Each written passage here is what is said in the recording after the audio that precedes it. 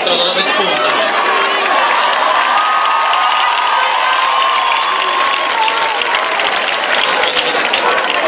Il preside è lei, quindi...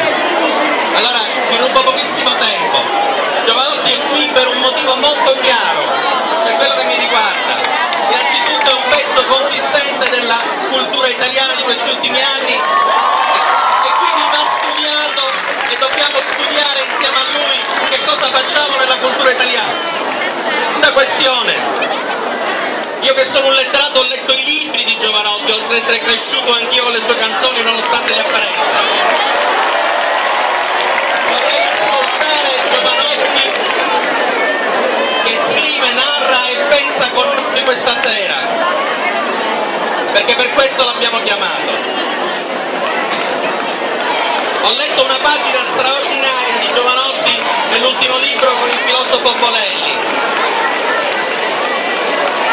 e dice una frase molto semplice: i Led Zeppelin sono altrettanto importanti di Melville. Se ci sono scrittori che dicono questa cosa, dicono esattamente quello che pensiamo. In questa facoltà di scienza della formazione e nell'Università di Palermo dobbiamo imparare a praticare questo doppio registro: ascoltare i Led Zeppelin e leggerci Melville.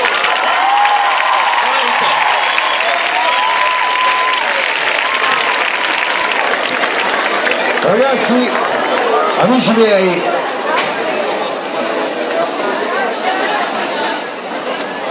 vi ringrazio e molto semplicemente, veramente, ripeto, le mie scuse preventive, perché l'idea era quella di fare una chiacchierata, anche un botta e risposta con studenti di scienze della comunicazione che avessero delle domande da farmi, perché in qualche modo, pur non essendo laureato in nessuna facoltà, io ho una carriera universitaria di un paio di settimane almeno attivo, però ho tanta vita vissuta sul campo della comunicazione, perché poi sul campo della comunicazione. Questa è la mia storia, è la storia di